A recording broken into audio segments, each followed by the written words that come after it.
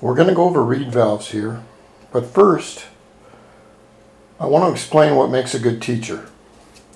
Looking back on my life at 50, now this is a book, which is a Bible, Holy Grail, two-stroke tuning by A. Graham Bell, for learning the basics on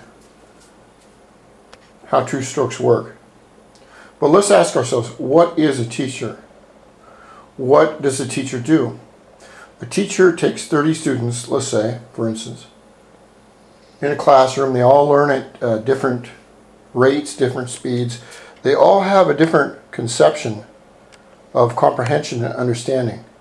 Now, what a teacher's job is to do is basically teach them what the subject matter is and make sure that every one of them gets it. Now, I've had teachers in college, and frankly, a lot of these professors and other idiots, they could not teach a person to boil water. They were A students in high school, and what happens is they read one thing one time, they memorize it, they put it on the page, and that's it. So they expect all students to do that, which is absolutely ridiculous.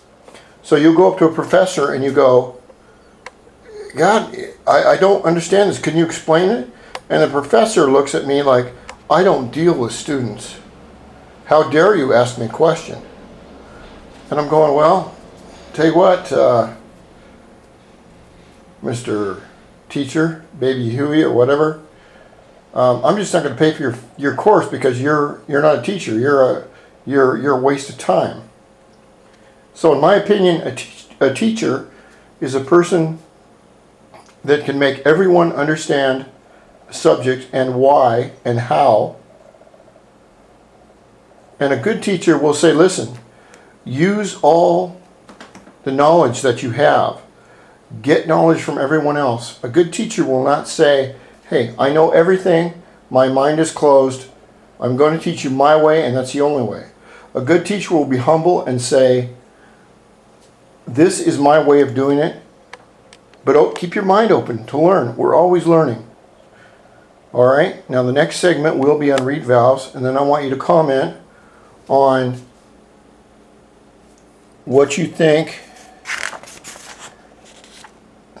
if you think my teaching is any good. Okay, to the next segment. There's our reed valve.